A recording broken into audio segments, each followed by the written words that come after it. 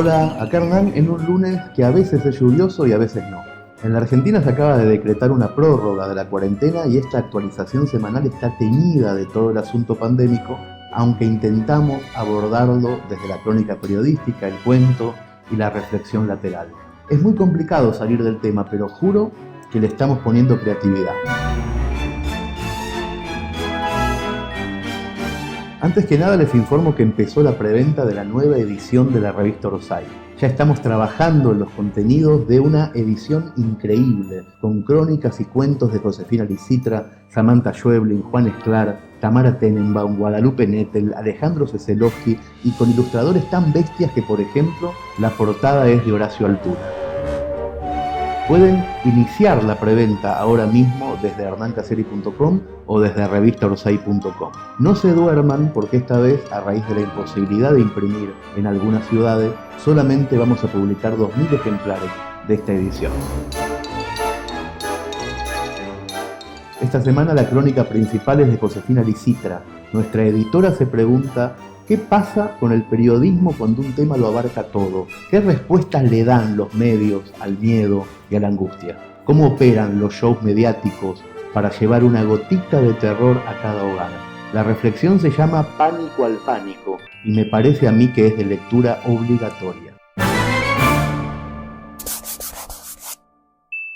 Recién, mientras almorzaba, tuve la pésima idea de encender el televisor. En la pantalla de Telefe había un informe, lo llamo así, pero no sé qué era eso, titulado El periodismo en tiempos de coronavirus, en el que se elevaba el oficio periodístico a una categoría heroica, acompañando las imágenes de backstage, con noteros, productores y camarógrafos haciendo su trabajo con un tratamiento estético que hacía pensar en una corresponsalía en Kosovo. Me dio tanta vergüenza esa autocelebración y me dio tanto rechazo también que pensé en escribir esto, y acá estoy. Hace mucho que no veo a los llamados grandes medios, sobre todo a la televisión, plegarse a los deseos del poder político y económico de un modo tan servil y explícito. Sí que hay excepciones. Las que yo consumo son Radio Con Voz, La Metro, Página 12 y algunos momentos de La Nación Más y Radio Mitre, pero en general el escenario es el mismo. En cuestión de días, medios que venían en picada, con agendas débiles y profundas crisis de legitimidad, recuperaron su razón de ser gracias al fogoneo constante y monotemático de noticias sobre la pandemia. Porque por supuesto que el avance del coronavirus es un tema grave y prioritario, y está claro que si el gobierno exige que nos quedemos en casa, eso es lo que debemos hacer.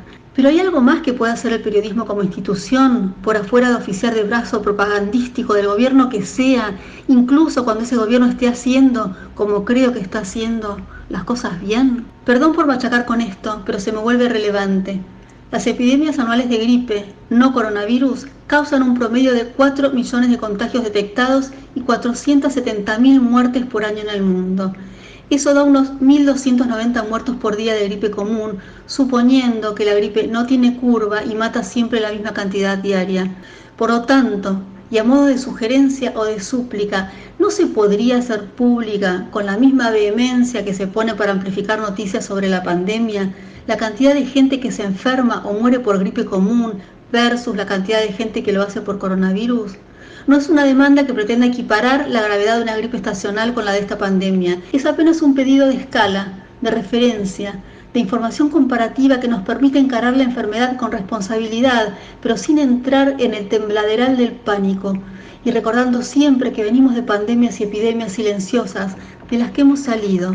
Trato de pensar por qué la cobertura, principalmente en la tele, es tan berreta, y la respuesta la da Ibope, la medidora de audiencia. En tiempos de coronavirus, el rating de los programas de televisión abierta en horario central subió un 83%, porque estamos encerrados, porque estamos ansiosos, porque en el fondo esperamos que alguien toque la campana y diga que esto era un sueño, una cámara oculta, o que ya apareció la vacuna del milagro. Vivimos con la nariz puesta en programas que en vez de ayudarnos a pensar el mundo que se viene, nos accionan el botón del miedo absoluto, metiendo una placa roja cada vez que aparece otro enfermo. Hace 2 días este mecanismo fue claro. Un informativo interrumpió la dinámica en el piso advirtiendo que acababa de llegar una muy mala noticia, y acto seguido, en tipografía de catástrofe, puso en pantalla la frase «Segundo muerto en Paraguay por coronavirus». Busqué entonces este otro dato. En Paraguay ya hay 50 muertos por dengue. pero no hubo marquesina del horror ni con el primero ni con el último, ni con ninguno de los que estaban en el medio, ni tampoco con nosotros, que tenemos ya 3.000 infectados en todo el país.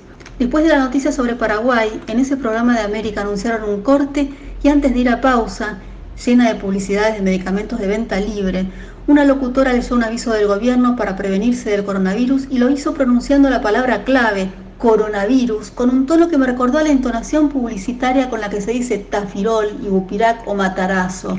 Entonces, sin desmerecer la gravedad del problema y recordando siempre que debemos permanecer en nuestras casas porque esa es la única forma de que el virus remita, ¿no hay manera de hacer periodismo a gran escala en estos tiempos? ¿El periodismo de masa se volvió un oxímoron?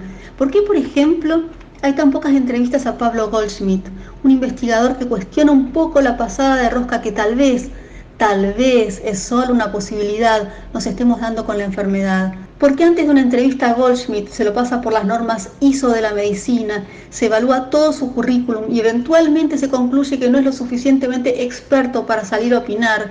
Y después a Claudio Velocopit, presidente de la asociación que aglutina las prepagas, titular de Swiss Medical y accionista de América, se lo tiene de gira mediática como si fuera el nuevo Favaloro, convocado siempre por los mismos programas para decir las mismas cosas todos los santos días. Después de esta diatriba, que salió menos argumentada en redes sociales, un amigo me escribió un mensaje y me dio su respuesta. En la tele siempre hicieron show, dijo, pero por lo menos ahora hacen el show correcto. Hoy hay que arrear gente.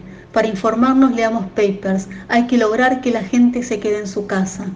Pensé mucho en las palabras de Juan, mi amigo Juan Sclar, y en si mi reclamo era, en el fondo, una mirada demasiado tranquila sobre la mayor urgencia sanitaria de los últimos 100 años. Y la respuesta que pude darme es que ambas miradas debieran existir. Hagamos que la gente se quede en su casa, pero por favor bajemos del Parnaso esa figura del cronista héroe y exijámosle en vez de épica buenas preguntas, información completa y relevante que nos lleve a respetar las normas, pero sin entrar en la ceguera del pánico, porque a veces pienso que es el pánico y no solo el virus, la amenaza que realmente nos está rondando.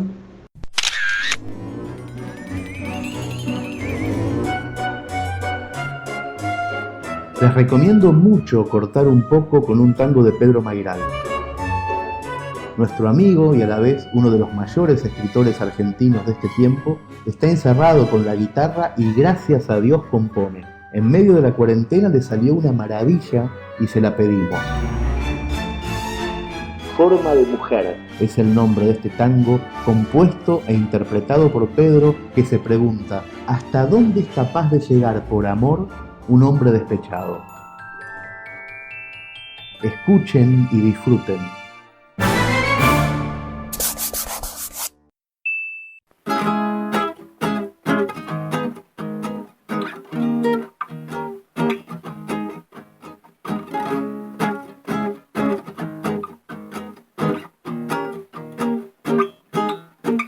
Tengo conmigo la ropa que dejaste.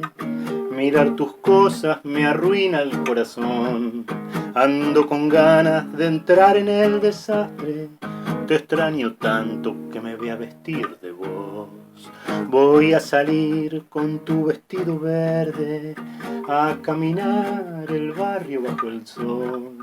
Voy a esperarme a mí mismo en una esquina, desesperada, llorando la traición. Y el mundo va a girar para el otro lado.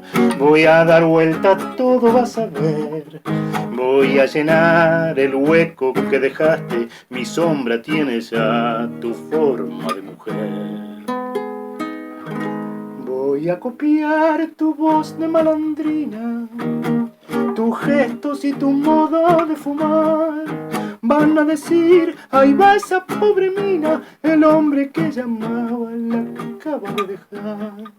Y ya borracho con tu impermeable rojo, sentada en ese bar de la estación, voy a entregarme a algún hombre venenoso para rifar con otro nuestro amor. Y el mundo va a girar para el otro lado. Voy a dar vuelta, todo vas a ver. Voy a llenar el hueco que dejaste. Mi sombra tiene ya tu forma de mujer. Y una una mañana quizá nos cruzaremos. Te va a sonar mi falda de satén y yo montado en tus tacos de princesa voy a pasar con todo mi desdén. Y el mundo va a girar para el otro lado. Voy a dar vuelta a todo, vas a ver. Voy a llenar el hueco que dejaste. Mi sombra tiene ya tu forma de mujer.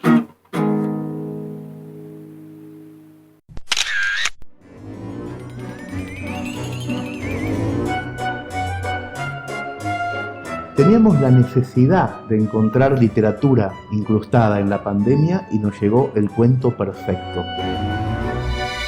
No solamente porque tiene actualidad, sino porque es divertido, es refrescante y también un poco polémico. Mariano Feijó escribe sobre un grupo de amigos que cambia mensajes de WhatsApp antes de que el gobierno anuncie el confinamiento obligatorio. El plan, fugarse a una quinta de Buenos Aires y transformarlo todo en una fiesta inolvidable.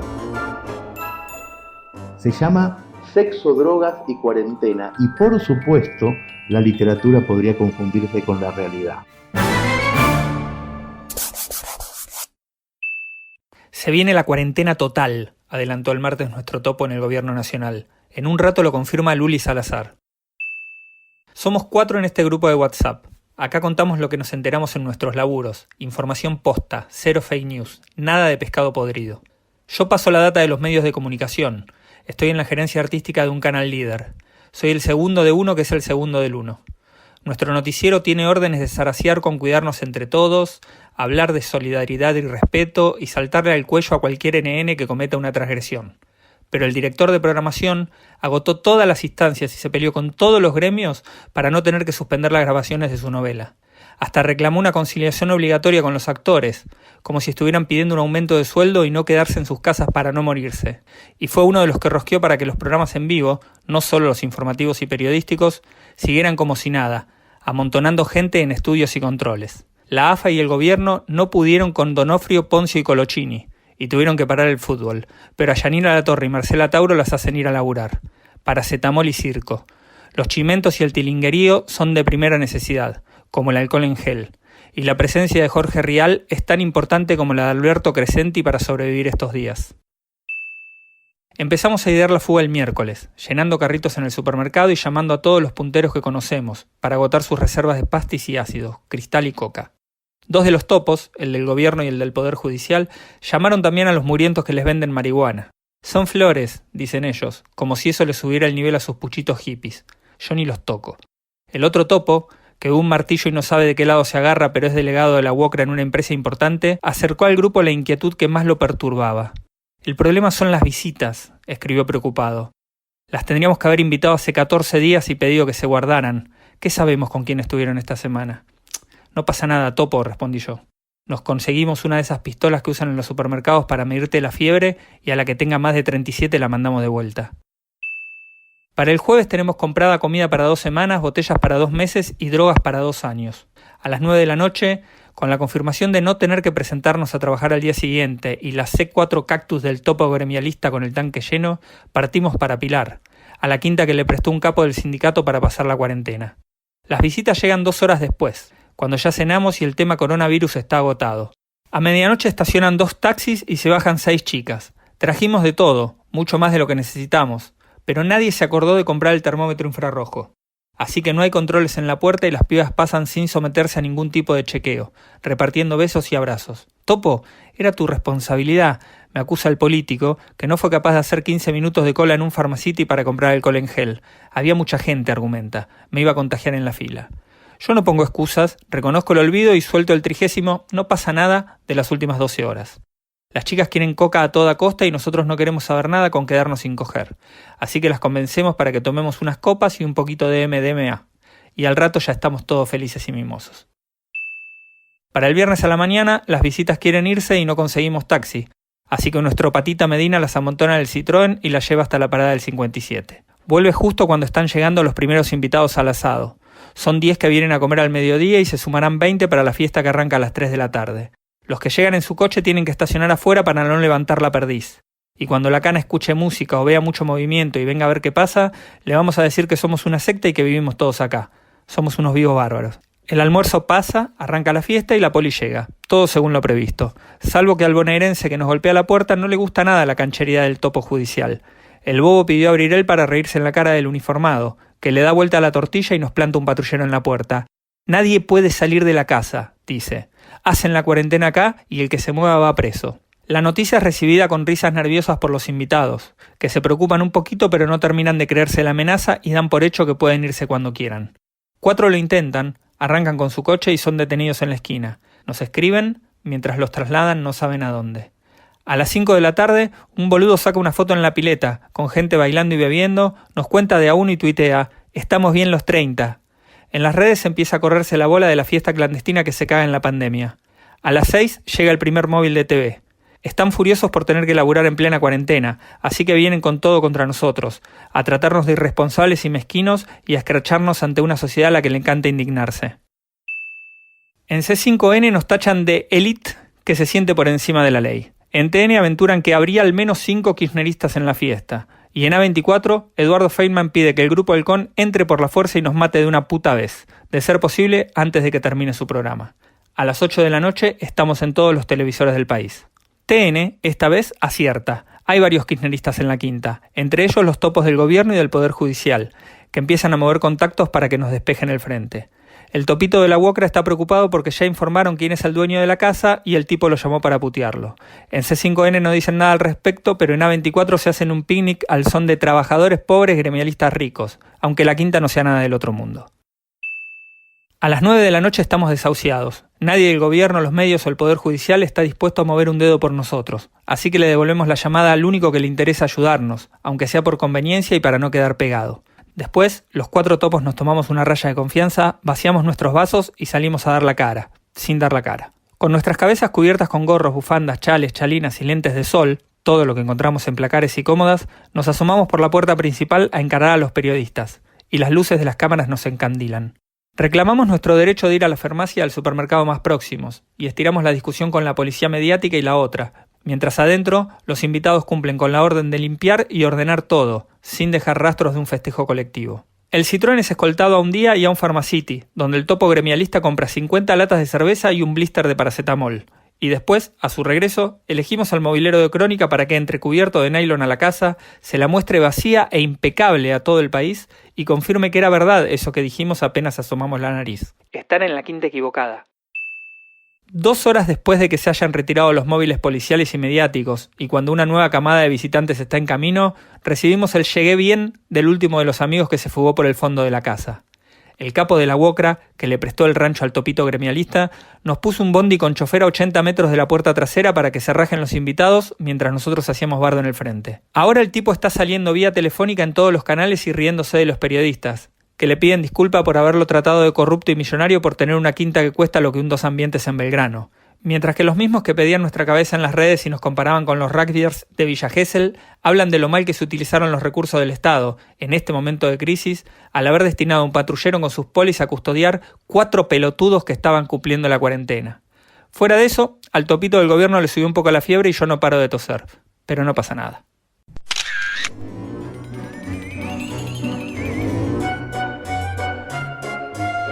Para cerrar, les dejo la recopilación completa de mi diario de la cuarentena.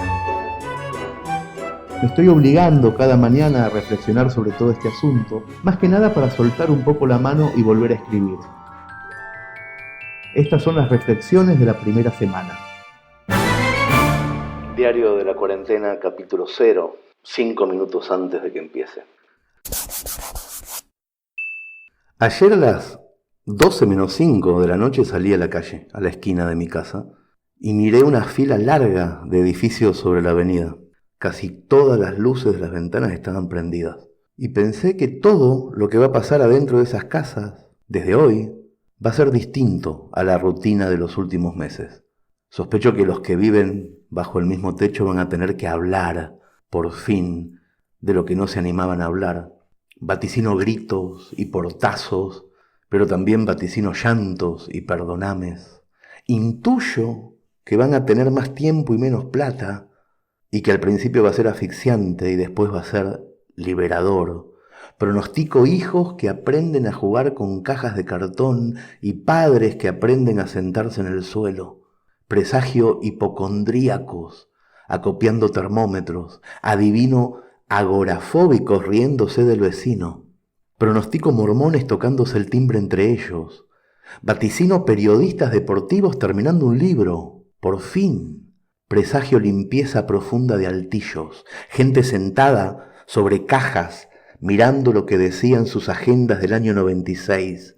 Sospecho infieles, enloquecidos, encerrándose en baños a escribir «Quisiera que la cuarentena fuera con vos». Auguro teléfonos fijos que vuelven a sonar y madres que preguntan «¿Estás bien?». Conjeturo hiperkinéticos trotando en los balcones. Auguro perezosos hartos de no hacer nada y presagio una epidemia de chicas cantando en Instagram con ukelele. Vaticino sobre todo amistad paulatina con nosotros mismos. Sobre todo eso, amistad paulatina con nosotros mismos.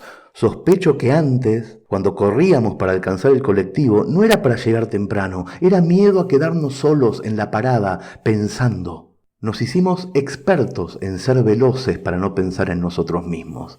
Y ahora en estos días, en todas esas ventanas, adentro de esas casas, va a sobrar el tiempo para pensar. Adivino el terror en algunas miradas. Vaticino una proliferación de psicólogos online, poniendo cara de interés por la camarita del Skype. Ayer salí a la calle a las 23:55 y cuando entré a casa, supe que estaba encerrado. Presiento que cuando volvamos a salir a la calle, los muertos van a estar muertos y los vivos vamos a ser mejores. Diario de la cuarentena, capítulo 1, 36 horas de encierro.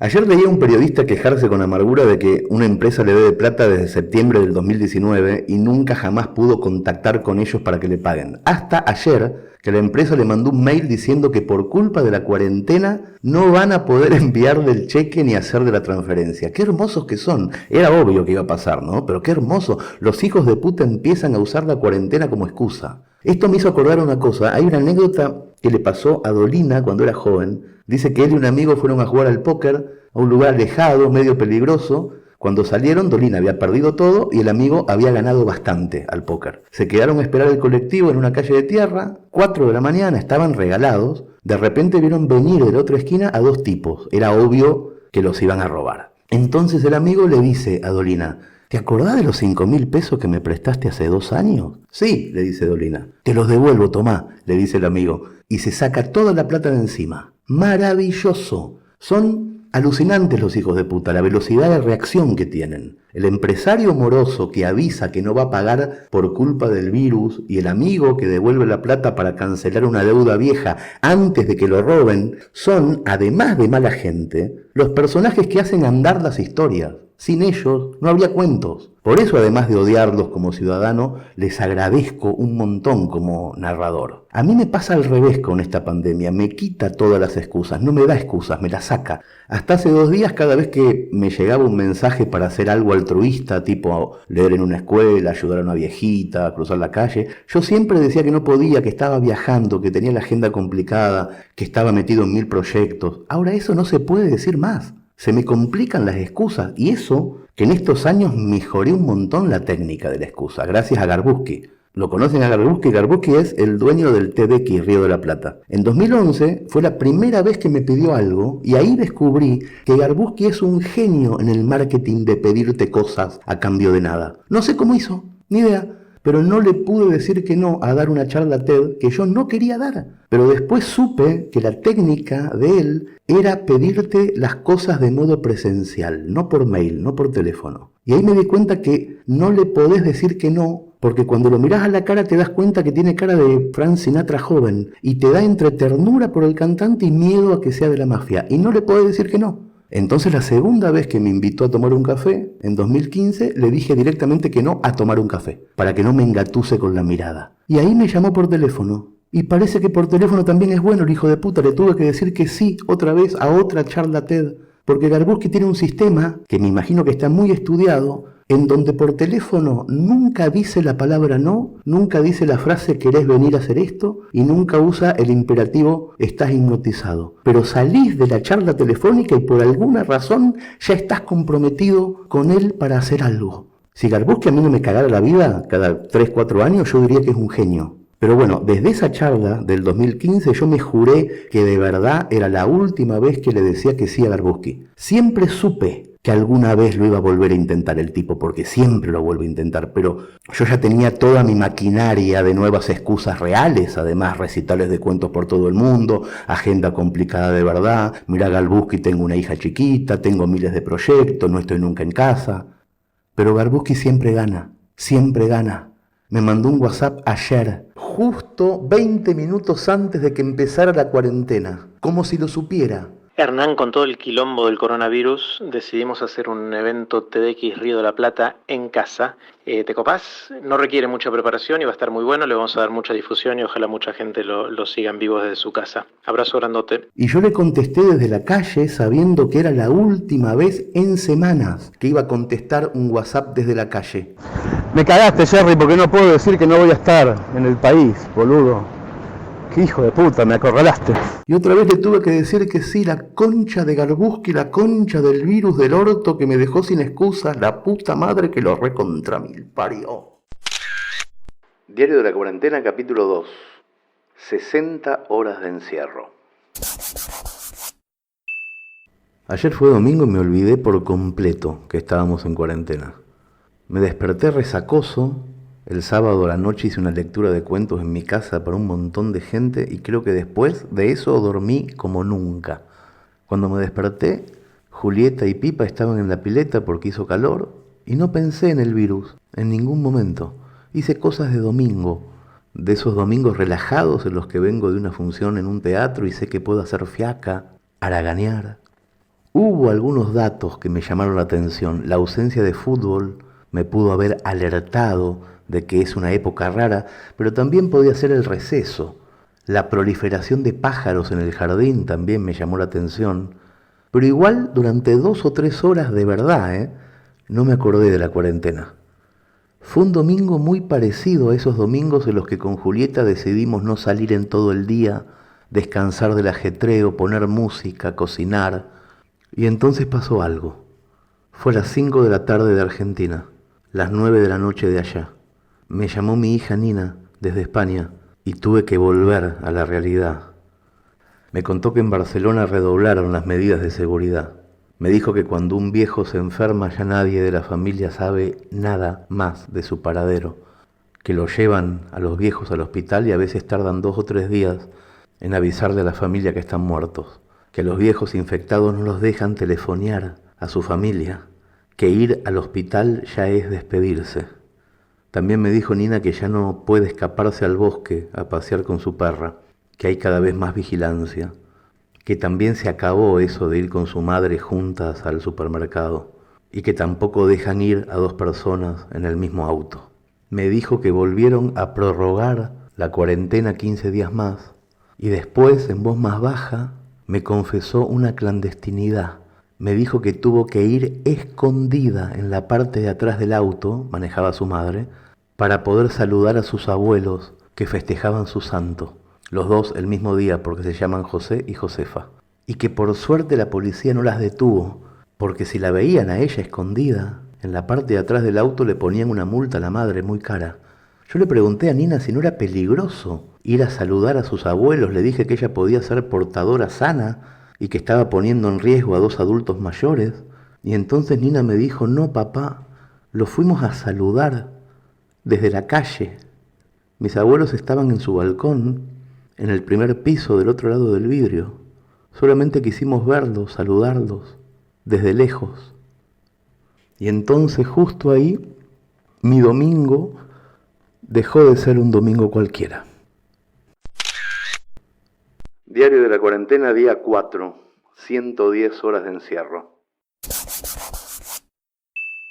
Ayer no grabé este diario porque no tenía nada para decir que no se hubiera dicho. Está todo el mundo hablando de lo mismo, es complicado tener una idea. Yo le tengo mucho respeto a hablar en automático, prefiero no hacerlo. Y entonces leo, o escucho lo que dicen otros. Me da bronca, por ejemplo, la adicción que tengo por escuchar lo que dicen los conspiranoides. Cada vez que me los encuentro en las redes, en vez de mutearlos, en vez de irme, paro la oreja, los oigo. La mitad de mi cerebro, me imagino que es la mitad que leyó libros, se burla de las ideas de los conspiranoides. Pero la otra mitad de mi cerebro, la que guarda la droga residual, me imagino, hace fuerza por creerles. Yo soy escritor, me encantaría que todo esto estuviera planeado por Bill Gates, por la mujer de Bill Gates, por Johnson & Johnson, por un tejano rico del que no sabemos el nombre. Sería divertidísimo que todo lo que pasa en el mundo haya sido digitado por 8 personas muy millonarias en la oscuridad de una mansión. Hasta me imagino sus conversaciones alrededor de la mesa. Pongamos en circulación un virus que mate a los viejos, así pagamos menos jubilación. Y ya que está, matemos a los chinos, que son muchos, dice otro. Y un poco matemos a los italianos. ¿Por qué a los italianos? Porque uno se cogió a mi segunda mujer. Siempre es más tentador pensar que está todo armado, que hay 8 gordos de mucha plata que juegan con nuestra credulidad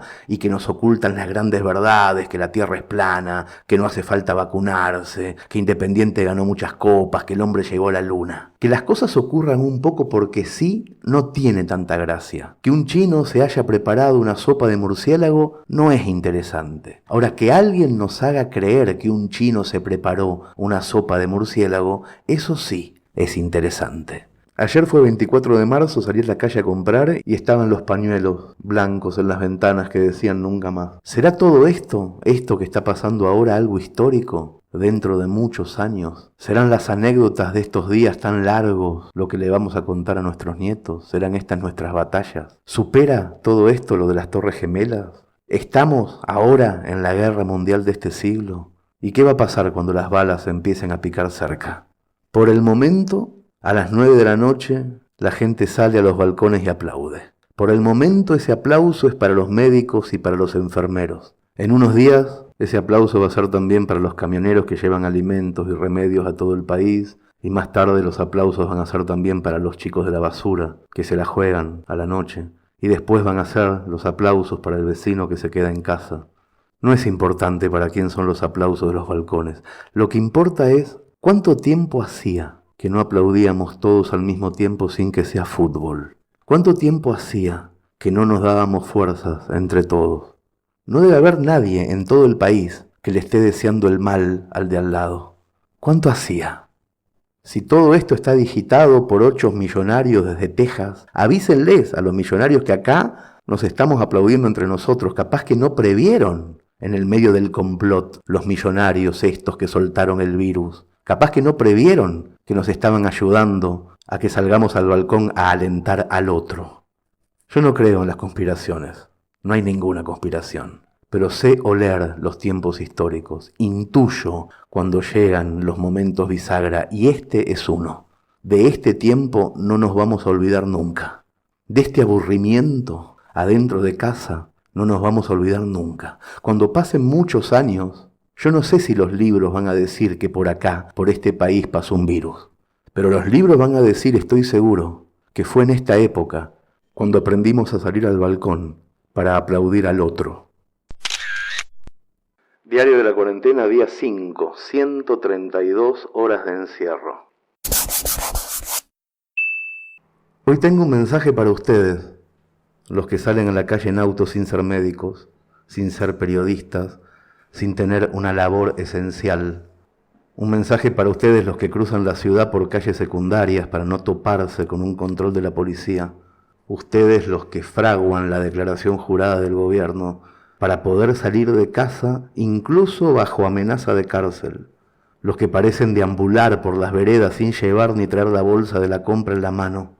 Ustedes, los que nombramos todos los días con el mote de imbéciles o de ignorantes o de delincuentes. Los que deberían estar adentro pero sin embargo van en moto por la Panamericana.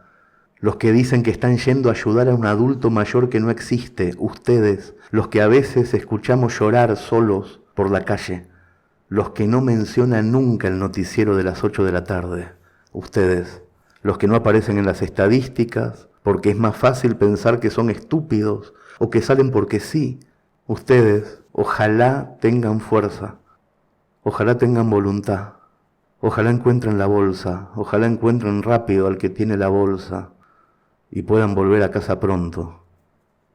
Nadie piensa en ustedes, nadie piensa qué está pasando con los adictos en medio de la cuarentena.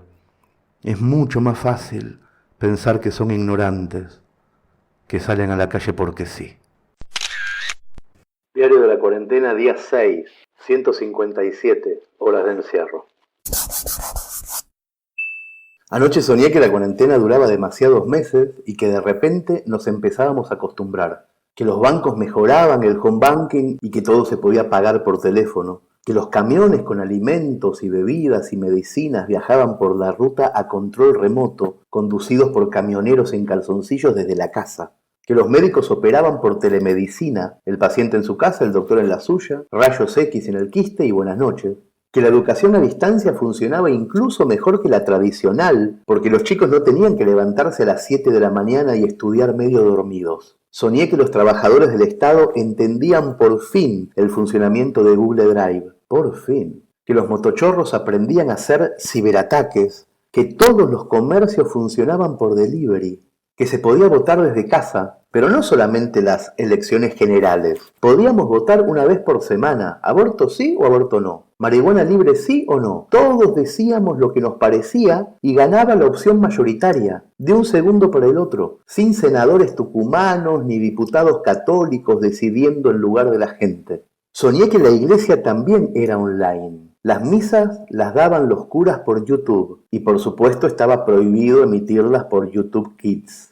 Soñé que un algoritmo suplantaba a los abogados y a los jueces y que de un día para el otro todos los que alguna vez estudiaron derecho tenían que aprender a tocar un instrumento, a hornear pan, a hacer algo noble. Soñé que visitábamos el mundo por Google Earth y que al fin nos acostumbrábamos a comprar en los negocios del barrio y que hacíamos la fila en la calle ya de manera automática, por gusto, guardando siempre 1,5 metros de distancia, y que cuando nos encontrábamos a un vecino en la vereda lo saludábamos con el codo. Soñé que nos convertíamos en monógamos de verdad, y que las personas solteras buscaban rápidamente un amor en el barrio y empezaban a convivir, porque lo mismo que antes odiábamos la soledad. Y soñé que a los solitarios que no querían vivir con nadie los respetábamos porque juzgábamos que pensaban todo el día cosas importantes y eso nos parecía bien. Soñé que los adictos se habían recuperado. Soñé que el Estado le mandaba una impresora 3D a cada casa para reproducir productos importados. Soñé que de noche, en las grandes ciudades, volvían a verse las estrellas como se ven en el campo y que el campo se llenaba de caballos salvajes y de lobos. Soñé que un día, después de muchos meses, el gobierno anunciaba el final del virus y en un cortísimo comunicado el presidente le decía al pueblo que ya era posible salir, que ya se podía hacer vida normal. 2 minutos después soñé que un avestruz cruzaba la 9 de julio y que todos salíamos como locos a la calle y acorralábamos al avestruz para hacernos una selfie con el animal y que sin querer lo asfixiábamos y lo matábamos. Y entonces un camión sin tripulante chocaba contra el cadáver del avestruz y volcaba, y se caían del camión toneladas de cartones de vino, y entonces salía más gente de su casa a robarse el vino, y había gritos, y alguien apuñalaba a alguien, y los periodistas se arremolinaban para transmitir la masacre en vivo, y entonces me desperté, en cuarentena, y me sentí mejor.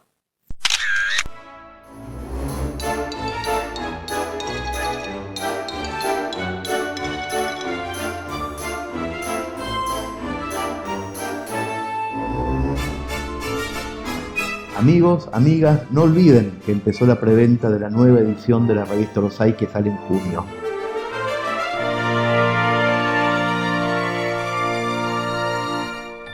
¿Estaremos afuera de casa para esa fecha? ¿O todavía adentro? Nadie lo sabe.